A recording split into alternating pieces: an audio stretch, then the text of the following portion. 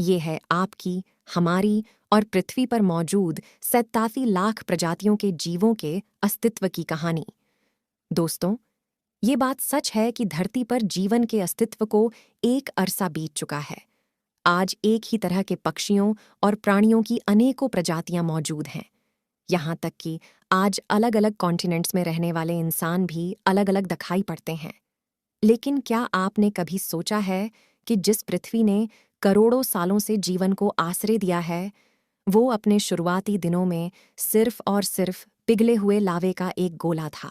करोड़ों साल पहले 8000 डिग्री के तापमान पर ये उबल रही थी, जिसके बाद लाखों साल तक बर्फ की सफेद चादर से ढकी हुई थी।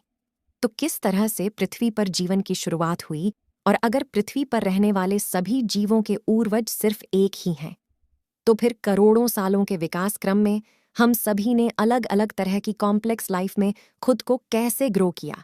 चलेंगे पृथ्वी पर जीवन की उत्पत्ति के इस रोमांचक सफर पर। तो अपने कुर्सी की पेटी बांध लीजिए और नए दर्शक चैनल को सब्सक्राइब भी कर दीजिए। तो आइए वीडियो को शुरू करते हैं। तकरीबन 450 करोड़ साल पहले यह है हमारे पृथ्वी, जिसकी सतह पर उबलते हुए लावे के अलावा और कुछ भी नहीं था। लेकिन यही जलता हुआ गोला जल्द ही 47 लाख प्रजातियों के करोड़ों जीवों का घर बन गया। मगर जिस तरह लोहे को आकार देने के लिए उसे तपा कर पीटना पड़ता है, ठीक वैसे ही अपने आप को जीवन के लिए हमारी तपती हुई पृथ्वी को भी एक बड़े ग्रह से टकराना था। हजारों साल तक गिरते हुए उल्कापिंडों की मार झेलनी थी, और एक समय पर खुद को बर्फीली चादर से ढकना था, या एक लंबा सफर तय करते हुए खुद को ब्रह्मांड का सबसे बेहतरीन हैबिटेबल प्लेनेट बनाना था। साथियों, इस सफर की शुरुआत हुई है आज से तकरीबन 400 करोड़ साल पहले, जब धिया नाम का एक बड़ा ग्रह अचानक से पृथ्वी से आकर टकरा जाता है। ये टकराव इतना भारी था कि पृथ्वी का 25% हिस्सा चट्टानों के रूप में अंतरिक्ष में फैल गया, और इसने पृथ्वी के आसपास एक रिंग बनाकर इसकी परिक्रमा करना शुरू किया। अगले कुछ सालों में इन्हीं चट्टानों का दूसरे से टकराव और जुड़ाव होने लगा, जिससे हमारे चांद का निर्माण हुआ। इसलिए हम पृथ्वी को अपनी माँ और चांद को मामा कहकर बुलाते हैं। खैर, समय के साथ चांद पृथ्वी से दूर जाने लगा, और गुरुत्वाकर्षण की वजह से इसने भी गोलाकार स्वरूप ले लिया। आज से करीब 380 करोड़ साल पहले लेट हैवी बोम्बार्डमेंट की शुरुआत हुई, जिसमें नए नए जन्मे सोलर सिस्टम में करोड़ों उल्कापिंड, धूमकेतु और क्षुद्ररीय अपनी जगह ढूंढने के लिए यहां से वहां भटक रहे थे। इसी वजह से अगले 2 करोड़ सालों तक पृथ्वी पर हजारों की तादाद में मीटियोराइट, एस्टेरॉइड्स और कॉमेट्स की बारिश होने लगी, जो पृथ्वी पर नमक और अनेक मिनरल्स के साथ जीवन के लिए सबसे जरूरी घटक यानी पानी लेकर आए।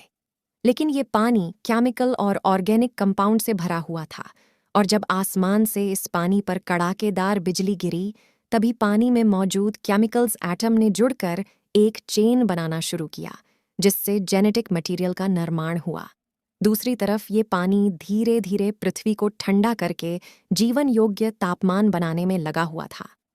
खैर दोस्तों, हजारों सालों तक चले अलग अलग प्रजातियां बनने से जुड़ा अंत में वीडियो का थर्ड पार्ट सिंगल सेल ने पनपना शुरू किया। तो कमेंट जो था नेक्स्ट सेलुलर जरूर लिख डालिए, जिसके बाद चैनल को सब्सक्राइब करके विकास की प्रक्रिया शुरू हुई, बल आइकन और आज से करीब 350 करोड़ साल हम वो वीडियो इस सिंगल सेल ने खुद को सबसे पहले नोटिफिकेशन मिले, साथ ही वीडियो पसंद आया हो, यानी तो इस 1 से 2 सेल शेयर भी कर, जिसके बाद 4, 8, फिर 16, और इस तरह से इन सेल्स की तादाद बढ़नी शुरू हुई।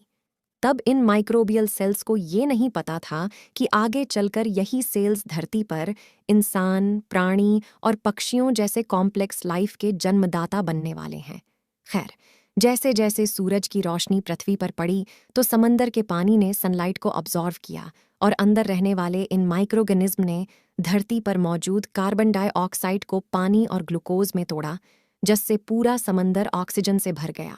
सार्टिन सेल्स ने भी खुद को अलग अलग तरीके से डेवलप करना शुरू कर दिया था, जिससे सदियों तक चली विकास की प्रक्रिया में समंदर में अनेक माइक्रोबियल जीवों का। लेकिन इनमें से जो हमारे पूर्वज थे वो थे वाटर वॉर्म।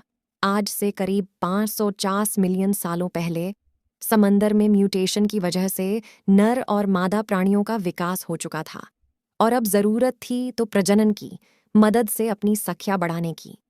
लेकिन वाटर वॉर्म के पास आंखें नहीं थीं, इसलिए अपने साथी को ढूंढना काफी मुश्किल था। लेकिन जल्दी ही प्रकृति ने अपने सबसे अद्भुत और अनोखे आविष्कार को पृथ्वी पर प्रेजेंट किया, जो थी आंखें, जिन्हें वाटर वॉर्म को पानी के अंदर देखने और अपने साथी को ढूंढ निकालने की ताकत मिल रही थी। हालांकि ये आंखें आज की तरह पूरी तरह से क्लियर विजन नहीं देती थीं, क्योंकि इनका भी विकास होना अभी बाकी था। खैर, इस तरह के म्यूटेशन से समंदर में हर जीव की आंख का विकास होने लगा, और वाटर वॉर्म ने भी विकास के साथ अपनी अनेक प्रजातियों को जन्म दिया। इसके साथ समंदर के अंदर जीवों की एक दुनिया का विकास हो चुका था। फिर इस दुनिया को समझकर अपनी जगह बनाने के लिए इन जीवों में आंखों के पीछे नर्व सेल्स का विकास होना शुरू हुआ, और धीरे धीरे करके नर्व सेल्स से दिमाग का भी विकास हुआ। उस वक्त हमारे पूर्वज मछली बन चुके थे। अब हमारे पूर्वजों को थोड़ा आराम देकर पृथ्वी के विकास पर ध्यान दें, तो पानी में मौजूद ऑक्सीजन ने ऊपर उठना शुरू किया और एटमॉस्फेयर के निर्माण में भूमिका निभाना शुरू किया।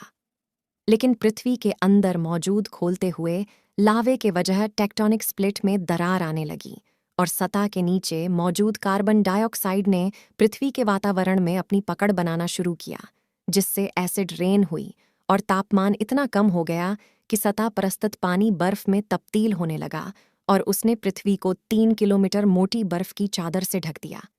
लेकिन हजारों साल बाद पृथ्वी के अंदर की गर्मी ज्वालामुखी विस्फोट के रूप में सतह पर निकलना शुरू हो गई, और इस ज्वालामुखी की गर्मी ने बर्फ को पिघलाना शुरू किया।